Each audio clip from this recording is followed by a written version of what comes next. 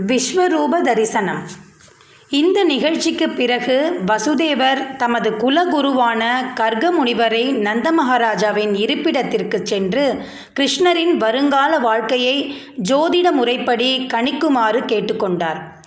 பல விரதங்களையும் தவங்களையும் ஆற்றியது வம்சத்தின் குருவாக நியமிக்கப்பட்டிருந்த கர்க முனிவர் ஒரு மகாமுனிவர்.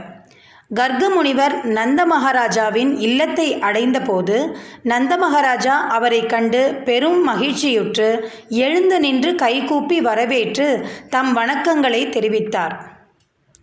புருஷோத்தமரான முழுமுதற் கடவுளை வழிபடுவது போன்ற உணர்வுடன் அவர் கர்க முனிவரை வணங்கினார். அவரை ஒரு உயர்வான ஆசனத்தில் அமர்த்தி வரவேற்பு அளித்தார். மிகுந்த பணிவுடன் அவர் கூறியதாவது: அன்பிற்குரிய அந்தணரே, கிரகஸ்தன் ஒருவனின் இல்லத்திற்கு நீர் வருகை புரிவது அவனுக்கு அறிவுரை கூறி வழிகாட்டுவதற்கே. நாங்கள் எப்போதும் கிரகஸ்த காரியங்களில் ஈடுபட்டிருப்பதால் ஆத்ம ஞானம் பெறுவதற்கான கடமைகளை மறந்து விடுகிறோம். ஆன்மீக வாழ்வு பற்றிய அறிவுரைகளை எங்களுக்கு வழங்குவதற்காக நீங்கள் வருகிறீர்கள். கிரகஸ்தர்களின் இல்லங்களுக்கு நீங்கள் வருவதில் வேறு எந்த நோக்கமும் இருக்கவில்லை. உண்மையில் புனிதமான பிராமணர்கள் எப்போதும் காசு பணத்தில் குறியாயிருக்கும் கிரகஸ்தர்களின் இல்லங்களுக்கு செல்ல தேவையில்லை. கிரகஸ்தன் அறிவு பெறுவதற்காக ஏன் ஒரு பிராமணனை நாடி செல்லக்கூடாது என்று கேட்டால் கிரகஸ்தர்கள் இதயத்தில் பலவீனமானவர்கள் என்று பதில் கூற வேண்டும். குடும்ப காரியம் முக்கியமானதென்றும் ஆத்ம ஞானம் பெறுவது இரண்டாம் பட்ச கடமை என்றும் அவர்கள் நினைப்பவர்கள். கருணை மேலீட்டாலேயே புனிதர்களும் பிராமணர்களும் கிரகஸ்தர்களின் இல்லங்களை நாடி செல்கிறார்கள். நந்த மகாராஜா கர்க முனிவரை ஜோதிட ஞானத்தில் வல்லவர் என்று அழைத்தார். சூரிய சந்திர கிரகணங்கள் போன்ற நிகழ்ச்சிகளை முன்னதாகவே கணக்கிட்டு சொல்லக்கூடிய வான சாஸ்திரத்தை ஒரு அற்புதம் என்று சொல்ல வேண்டும். இந்த விஞ்ஞானத்தின் உதவியால் ஒருவன் வருங்காலத்தை தெளிவாக அறியலாம். இந்த விஞ்ஞானத்தில் கர்க முனிவர் தேர்ச்சி பெற்றிருந்தார். இந்த விஞ்ஞானத்தின் உதவியால் ஒருவன் தன் முந்திய பிறவியின் நடவடிக்கைகளை அறிந்து அதன் விளைவாக இந்த பிறவியில் அனுபவிக்கவிருக்கும் இன்ப துன்பங்களை அறியலாம். நந்த மகாராஜா கர்க முனிவரை பிராமணர்களில் சிறந்தவரே என்றும் அழைத்தார்.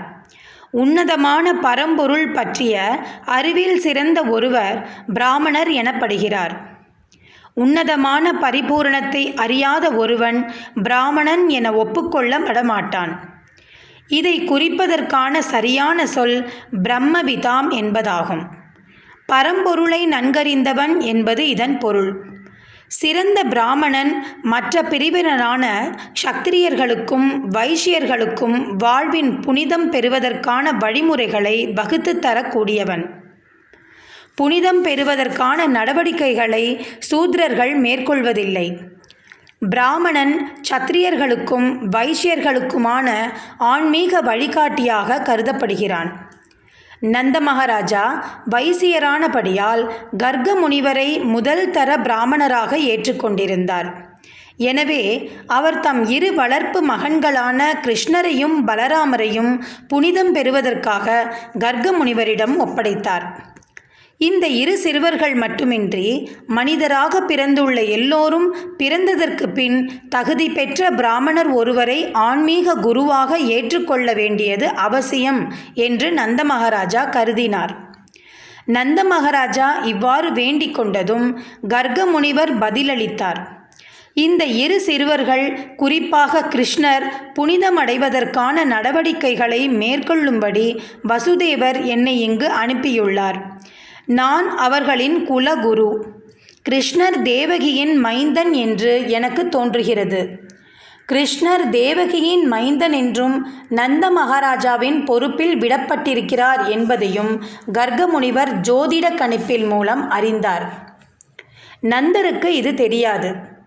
கிருஷ்ணரும் பலராமரும் வசுதேவரின் மகன்கள் என்பதை கர்க முனிவர் மறைமுகமாக குறிப்பிட்டார்.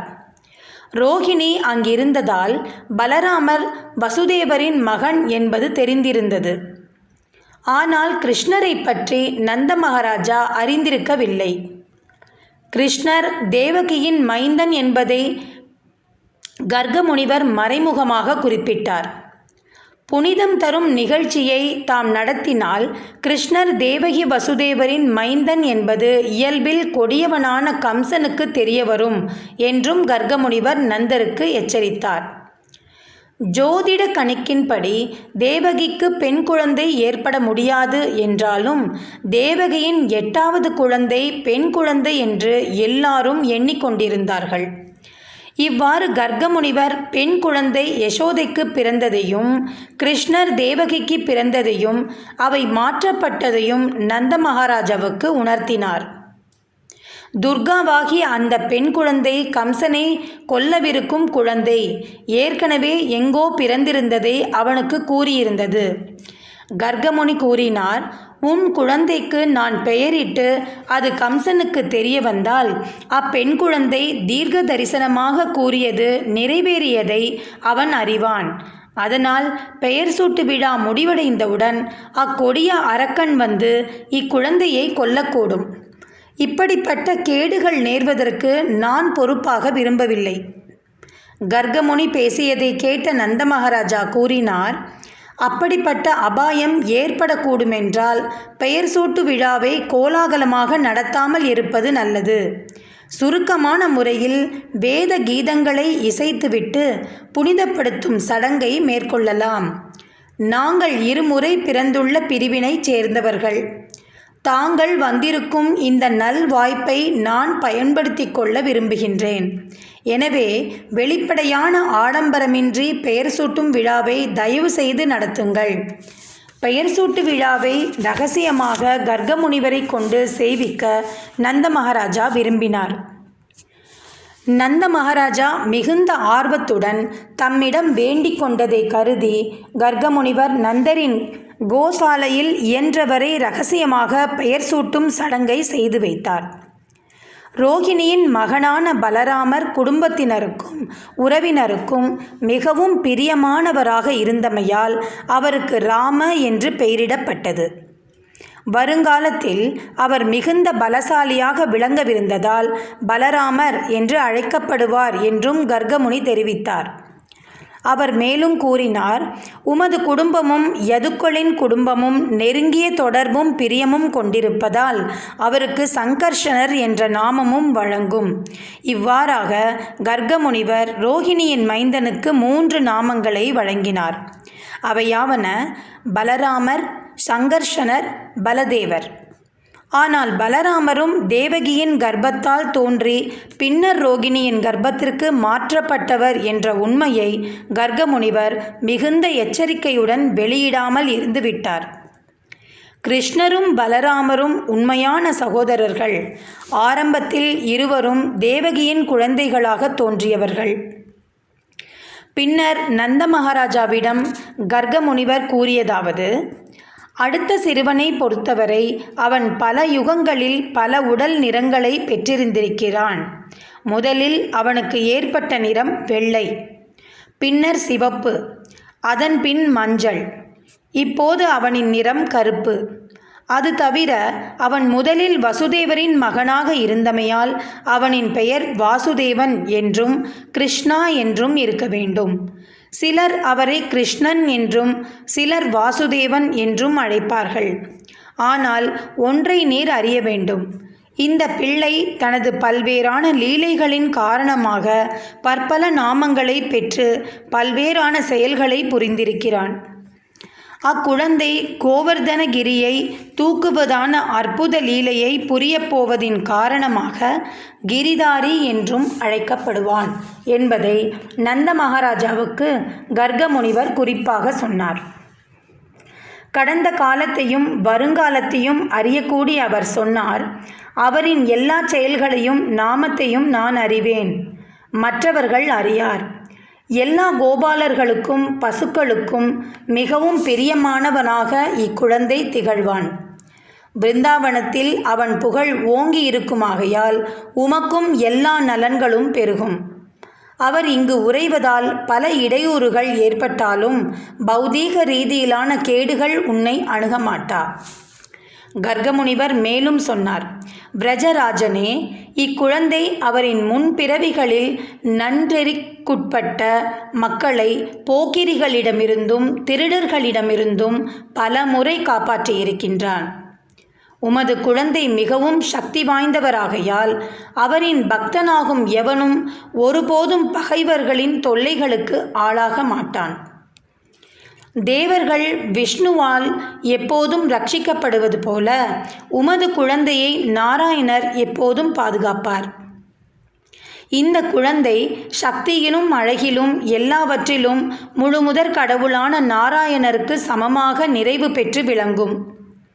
எனவே அவர் தங்கு தடையின்றி வளர்ச்சி பெறக்கூடிய வகையில் நீர் அவரை மிக கவனமாக பாதுகாக்க வேண்டும். நந்த மகாராஜா நாராயணரின் பெரும் பக்தை ஆகையால் தமது சமமான ஒரு மகனை நாராயணர் அவருக்கு அளித்துள்ளார் என்றும் கர்கமுனிவர் கூறினார். மகன் பல அசுரர்களின் தொல்லைகளுக்கு உள்ளாவார். எனவே நீர் விழிப்பாக இருந்து அவரை பாதுகாக்க வேண்டும் என்றும் கர்கமுனிவர் நந்த மகாராஜாவை எச்சரித்தார். இவ்வாறாக நாராயணரே நந்த மகாராஜாவுக்கு மகனாக பிறந்திருக்கிறார் என்பதை கர்கமுனிவர் வலியுறுத்தி கூறினார். குழந்தையின் பரமான அம்சங்களை கர்கமுனிவர் பல வழிகளில் எடுத்து கூறினார். இந்த தகவல்களை எல்லாம் கூறிவிட்டு கர்கமுனிவர் தம் இருப்பிடத்திற்கு திரும்பினார். நந்த மகாராஜா தன் நற்பேற்றை எண்ணி மனம் மகிழ்ந்தார். சிறிது காலத்திற்கு பின் பலராமரும் கிருஷ்ணரும் தவழ்ந்து விளையாடத் தொடங்கினர். அதை கண்டு அவர்களது அன்னையர் பூரித்து போய்விட்டார்கள். அப்படி அவர்கள் தவழ்ந்து சென்றபோது கால்களிலும் இடைகளிலும் அழிந்திருந்த சலங்கைகளின் இன்னொலி எல்லோரையும் பரவசப்படுத்தியது. சில சமயங்களில் அவர்கள் சாதாரண குழந்தைகளைப் போல மற்ற சிறுவர்களை கண்டு பயந்து அன்னையரின் பாதுகாப்பை தேடி விரைவார்கள். சில வேளைகளில் அவர்கள் களிமண்ணிலும் சேற்றிலும் விழுந்து உடலில் மஞ்சளையும் மண்ணையும் அப்பிக்கொண்டு அன்னையரிடம் போவதுண்டு. அதாவது அவர்களை அழகுபடுத்துவதற்காக அன்னையர் பூசிய மஞ்சள் சந்தனத்தை அணிந்து கொண்டு களிமண் தரையிலும் ஈரத்திலும் அவர்கள் தவழ்ந்து விளையாடிய போது உடலில் களிமண் படிந்துவிடும். அந்த நிலையில் அவர்கள் தவழ்ந்து வருகையில் அன்னையரான யசோதையும் ரோகிணியும் அவர்களை வாரி எடுத்து முந்தானைக்குள் மறைத்து கொண்டு அவர்களுக்கு பாலூட்டுவார்கள். அப்படி பாலுண்ணும் குழந்தைகளுக்கு பல் முளைத்து வருவது கண்டு ஆனந்தப்படுவார்கள். இப்படி குழந்தைகள் வளர்ந்து வரும்போது அன்னையரின் மகிழ்ச்சியும் கூடிற்று. சில வேளைகளில் அந்த பொல்லாத குழந்தைகள் பசுக்கள் கட்டப்பட்டிருந்த இடம் வரை சென்று கன்றுகளின் வால்களை பிடித்து கொண்டு நிற்க முயற்சிப்பார்கள். கலக்கமடைந்த கன்றுகள் இங்கும் அங்கும் ஓடும்போது இவர்களும் களிமண் சாணம் ஆகியவற்றின் மேல் இழுத்துச் செல்லப்படுவார்கள். அந்த வேடிக்கையை காண்பதற்காக யசோதையும் ரோகிணியும் அக்கம்பக்கத்து நண்பர்களையும் கோபியரையும் அழைப்பார்கள். கிருஷ்ணரின் பால்ய லீலைகளை காணும் கோபியர்கள் பரமானந்தத்தை அடைவார்கள். மகிழ்ச்சி பெருக்கில் உரக்க சிரிப்பார்கள். கிருஷ்ணரும் பலராமரும் எப்போதும் மிகுந்த துடிப்புடன் இருந்ததால் அவர்களின் அன்னையரான யசோதைக்கும் ரோகிணிக்கும் தங்கள் வீட்டு வேலைகளையும் கவனித்து கொண்டு பசுக்கள், எருதுகள், குரங்குகள், தண்ணீர், நெருப்பு, பறவைகள் ஆகியவற்றிலிருந்து குழந்தைகளை பாதுகாப்பது மிகவும் கடினமாயிருந்தது. வீட்டு அலுவல்களை கவனிப்பதுடன் குழந்தைகளின் பாதுகாப்பை பற்றிய கவலையும் அவர்களுக்கு இருந்ததால் அவர்கள் நிம்மதியாய் இருக்க முடியவில்லை. சிறிது காலத்திற்கு பின் குழந்தைகள் இருவரும் எழுந்து நின்று ஆடி அசைந்து நடக்கத் தொடங்கினார்கள். கிருஷ்ணரும் பலராமரும் நடை பயிலத் தொடங்கியவுடன் அதே வயதையொட்டிய அவர்களது நண்பர்களான குழந்தைகளும் அவர்களோடு சேர்ந்து கொண்டு தளர் நடை போடுவதைக் கண்ட கோபியர்கள், குறிப்பாக யசோதையும் ரோகிணியும் பரமானந்தம் அடைந்தார்கள். இப்படியாக பிருந்தாவனத்தில் யசோதை மற்றும் ரோகிணியின் தோழியரான கோபியர்கள் கிருஷ்ணர் பலராமர் ஆகியோரின் குழந்தைத்தனமான குறும்புகளைக் கண்டு ரசித்தார்கள். மேலும் பரமானந்தம் பெறும் பொருட்டு அவர்கள் எல்லோரும் ஒன்று சேர்ந்து இந்த குறும்புக்கார சிறுவர்களை பற்றி புகார் செய்வதற்காக அன்னை யசோதையிடம் சென்றார்கள். கிருஷ்ணர் அன்னை யசோதையின் முன்பு உட்கார்ந்திருந்த போது அவர் கேட்கும்படி கோபியரெல்லாம் யசோதையிடம் முறையிட்டார்கள். அவர்கள் கூறியதாவது: அன்பான யசோதையே, உன் பொல்லாத கிருஷ்ணனை நீ ஏன் அடக்க மாட்டேன் என்கிறாய்? அவனும் பலராமனும் அதிகாலையில் எங்கள் வீடுகளுக்கு வந்து நாங்கள் பால் கறப்பதற்கு முன்பாகவே கன்றுகளை அவிழ்த்து விடுகிறார்கள். அவைகள் தாய் பசுக்களிடம் ஓடிச் சென்று பால் முழுவதையும் குடித்து விடுவதால் நாங்கள் பால் கறக்கச் செல்லும்போது எங்களுக்கு பால் இல்லாமல் வெறும் கையாக வீடு செல்ல வேண்டியதாகிறது. இதை பற்றி கிருஷ்ணனையும் பலராமனையும் நாங்கள் எச்சரித்தால் அவர்கள் வசீகரமான புன்னகையை உதிர்த்துவிட்டு போய்விடுகிறார்கள். எங்களால் எதுவும் செய்ய முடியவில்லை. மேலும் உங்கள் கிருஷ்ணரும் பலராமரும் நாங்கள் தயிரையும் வெண்ணெயையும் எங்கு வைத்திருந்தாலும் திருடுவதில் குறியாக இருக்கிறார்கள். கிருஷ்ணரும் பலராமரும் தயிரும் வெண்ணையும் திருடி பிடிபடும் பொழுது எங்களுக்கு ஏன் திருட்டு பட்டம் கட்டுகிறாய்? எங்கள் வீட்டில் வெண்ணெய்க்கும் தயிருக்கும் பஞ்சமா என்ன என்று கேட்கிறார்கள். சில வேளைகளில் வெண்ணெயையும் தயிரையும் திருடி குரங்குகளுக்கு கொடுக்கிறார்கள். குரங்குகள் நன்றாக தின்றுவிட்டு மேலும் தின்ன முடியாமல் இருக்கும் பொழுது உங்கள் தயிரும் வெண்ணையும் மிக மோசம், குரங்குகள் கூட அவற்றை சாப்பிட மறுக்கின்றன என்று உங்கள் பிள்ளைகள் எங்களை திட்டுகிறார்கள். இப்படி கூறிவிட்டு பானைகளை எல்லாம் உடைத்து அங்குமிங்கும் எரிந்துவிட்டு போகிறார்கள். தயிரையும் வெண்ணெயையும் நாங்கள் இருட்டான தனியிடத்தில் வைத்திருந்தால் உங்கள் கிருஷ்ணனும் பலராமனும் தாங்கள் அணிந்திருக்கும் ஆபரணங்களிலிருந்து வெளிப்படும் பிரகாசத்தின் உதவியால் அவை இருக்கும் இடத்தை கண்டுபிடித்து விடுகிறார்கள். கண்டுபிடிக்க முடியாமல் போனால் தூங்கிக் கொண்டிருக்கும் எங்கள் குழந்தைகளை கிள்ளி அழ வைத்துவிட்டு ஓடிப்போகிறார்கள். வெண்ணெயையும் தயிரையும் இவர்களுக்கு எட்டாதபடி உரியில் தொங்கவிட்டிருந்தால் இவர்கள் மர சாமான்களை அடுக்கி அவற்றின் மேல் ஏறி நின்று கொண்டு வெண்ணெயையும் தயிரையும் எடுத்து விடுகிறார்கள். அப்படியும் எட்டாவிட்டால் பானைகளில் துளைகளை ஏற்படுத்தி வாயிலும் கைகளிலும் ஏந்தி பிடித்து கொள்கிறார்கள். எனவே உங்கள் குழந்தைகளின் உடலிலிருந்து நகைகளை நீங்கள் அகற்றி விடுவது நல்லதென்று நினைக்கின்றோம். இதை கேட்ட யசோதை சொல்வாள்: சரி, இருட்டில் அவர்கள் தயிரையும் வெண்ணெயையும் கண்டறிய முடியாதபடி அவர்களின் நகைகளை அகற்றி விடுகிறேன். அப்போது கோபியர்கள் சொல்வார்கள்: வேண்டாம் வேண்டாம், அப்படி செய்யாதீர்கள். நகைகளை நீக்கி என்ன பயன்? இவர்களுக்கு எப்படிப்பட்ட பயன்களோ தெரியவில்லை. நகைகள் இல்லாவிட்டாலும் அவர்களிடமிருந்து ஒரு வகையான ஒளி வெளிவருவதால் அவர்களால் இருட்டிலும் பார்க்க முடிகிறது. அப்படியானால் அவர்களுக்கு எட்டாதபடி உங்கள் தயிரையும் வெண்ணெயையும் பாதுகாப்பாக வைத்து கொள்ளுங்கள் என்று அன்னை யசோதா கூறுவாள். அதற்கு பதிலாக கோபியர்கள் சொல்வார்கள்: ஆம், நாங்கள் அப்படித்தான் செய்கிறோம். ஆனால் நாங்கள் வீட்டு வேலைகளில் ஈடுபட்டிருக்கும் போது இந்த குறும்புக்கார சிறுவர்கள் எப்படியாவது வீட்டிற்குள் நுழைந்து எல்லாவற்றையும் கெடுத்து விடுகிறார்கள். திருடுவது முடியாமல் போனால் அவர்கள் கோபமடைந்து அந்த இடத்தை அசுத்தப்படுத்திவிட்டு போகிறார்கள். உங்கள் சிறுவனை பாருங்கள், எல்லாவற்றையும் கேட்டுக்கொண்டு ஒன்றும் அறியாதவன் போல உட்கார்ந்திருக்கிறான். நாள் முழுவதும் திட்டமிட்டு வெண்ணெயையும் தயிரையும் திருடி தின்றுவிட்டு இப்போது மிக நல்ல பிள்ளைகளைப் போல முகத்தை வைத்துக்கொண்டு உட்கார்ந்திருக்கிறார்கள்.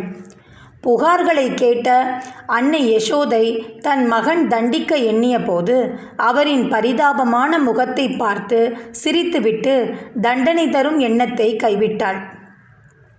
மற்றொரு நாள் பலராமரும் கிருஷ்ணரும் தன் நண்பர்களோடு விளையாடி கொண்டிருந்த போது எல்லா சிறுவர்களும் ஒன்று கூடி யசோதையிடம் வந்து கிருஷ்ணர் மண்ணை தின்றுவிட்டதாக புகார் செய்தார்கள்.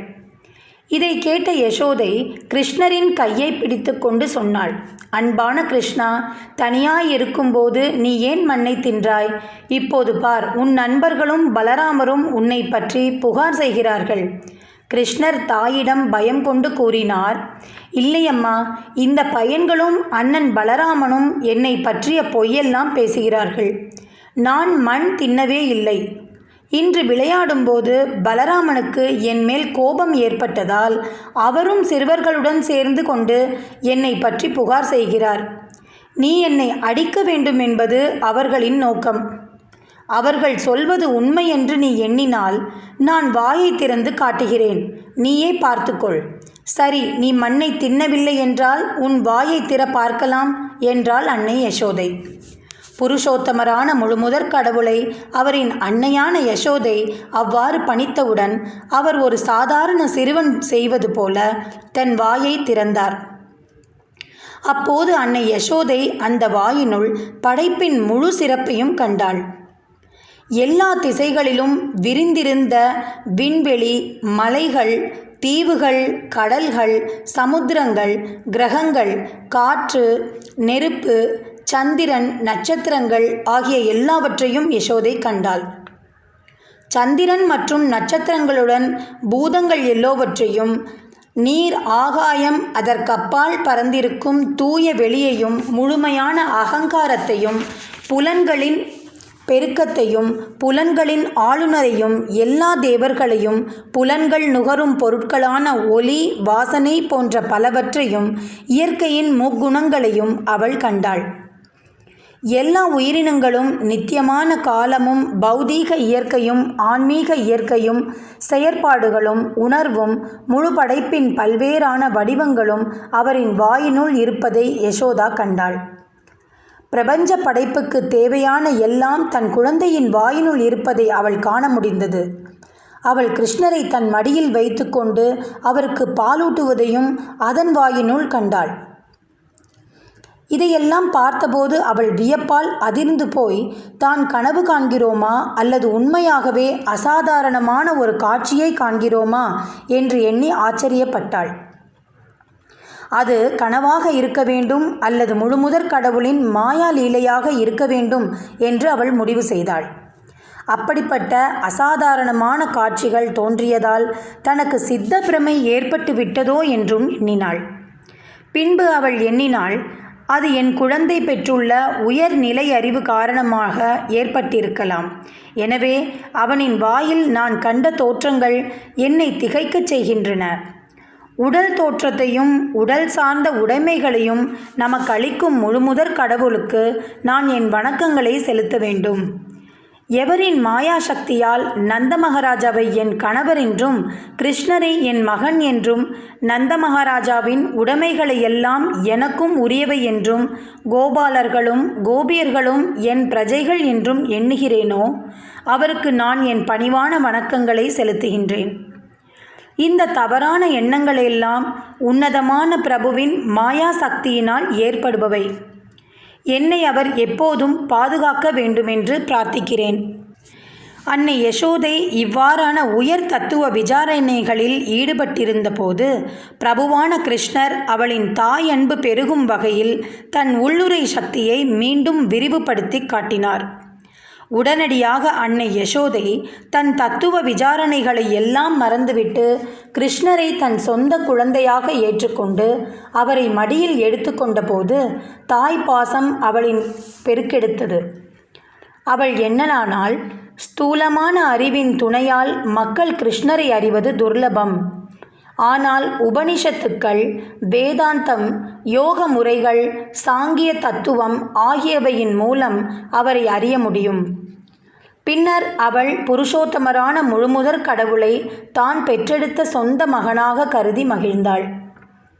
அன்னை யசோதை தான் இயற்றிய நல்வினைகளின் பயனாக பரம சத்தியமும் புருஷோத்தமனுமாகிய முழுமுதற் கடவுளை தன் மகனாக பெற்று அவருக்கு பாலூட்டும் பாக்கியத்தை பெற்றாள் என்பதில் சந்தேகமில்லை.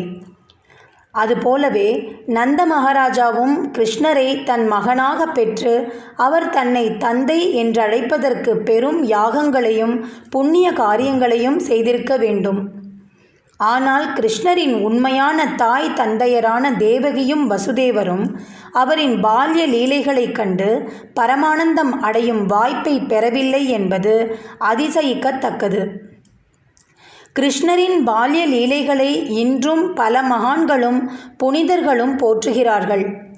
ஆனால் வாசுதேவரும் தேவகியும் நேரடியாக இதை அனுபவிக்க முடியாமல்